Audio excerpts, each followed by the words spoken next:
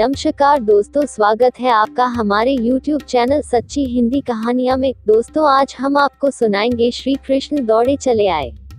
अगर आपको ये वीडियो पसंद आए तो आप हमारे चैनल को सब्सक्राइब और वीडियो को लाइक कर सकते हैं।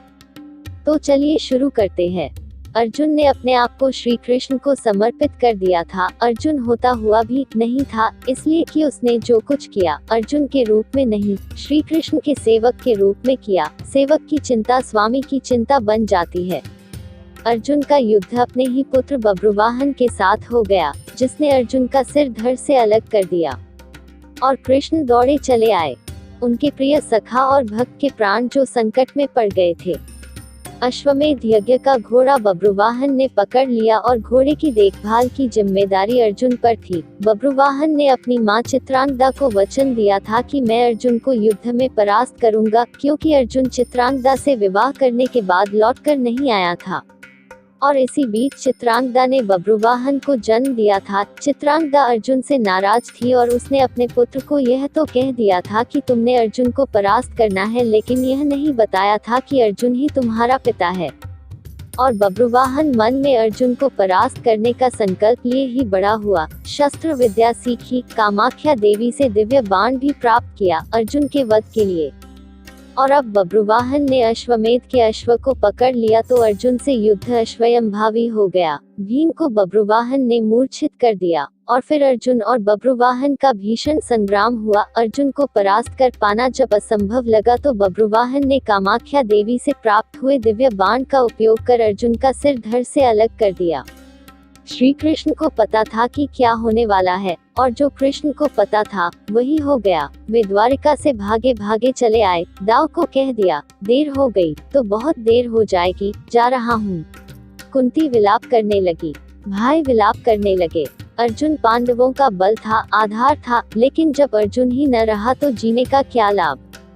माँ ने कहा, बेटा तुमने बीच मझधार में यह धोखा क्यों दिया। माँ बच्चों के कंधों पर इस संसार से जाती है और तुम मुझसे पहले ही चले गए। यह हुआ कैसे, यह हुआ क्यों। जिसके सखा श्री कृष्ण हो, जिसके सारथी श्री कृष्ण हो, वही हो निष्प्राण धरती पर नहीं लेट सकता। पर यह हो कैसे गया।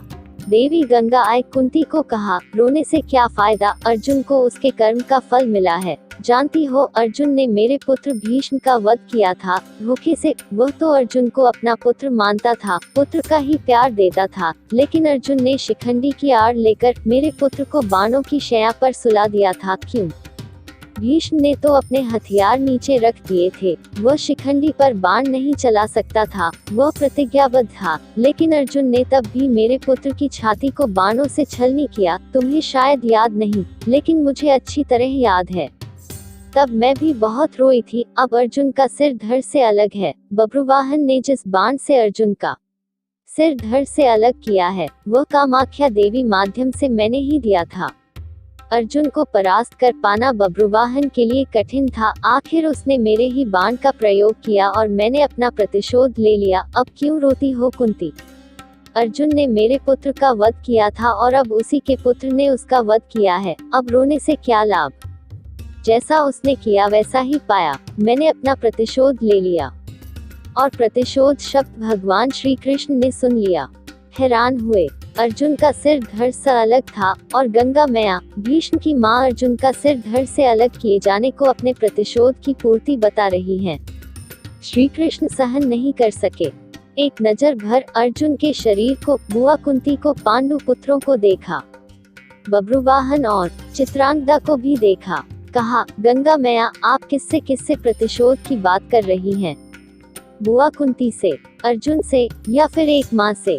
माँ कभी माँ से प्रतिशोध नहीं ले सकती। माँ का हृदय एक समान होता है, अर्जुन की माँ का हो या भीष्म की माँ का। आपने किस माँ प्रतिशोध लिया है। गंगा ने कहा, वासुदेव। अर्जुन ने मेरे पुत्र का उस समय वध किया था जब वह निहत्था था। क्या यह उचित था। मैंने भी अर्जुन का वध करा दिया उसी के पुत्र से। क्या मैंने गलत किया। मेरा प्रतिशोध पूरा हुआ।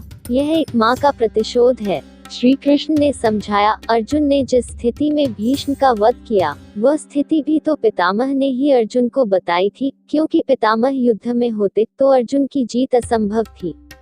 और युद्ध से हटने का मार्ग स्वयं पितामह ने ही बताया था। लेकिन यहाँ तो स्थिति और है। अर्जुन ने तो बब्रुवाहन के प्रहारों को रोका ही है, स्वयं प्रहार तो नहीं किया, उसे काटा तो नहीं। और यदि अर्जुन यह चाहता तो क्या ऐसा हो नहीं सकता था?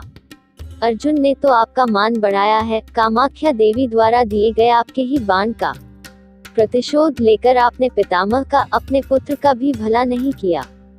गंगा दुविधा में पड़ गई। श्री कृष्ण के तर्कों का उसके पास जवाब नहीं था। पूछा, क्या करना चाहिए? जो होना था सो हो गया, आप ही मार्ग सुझाएं।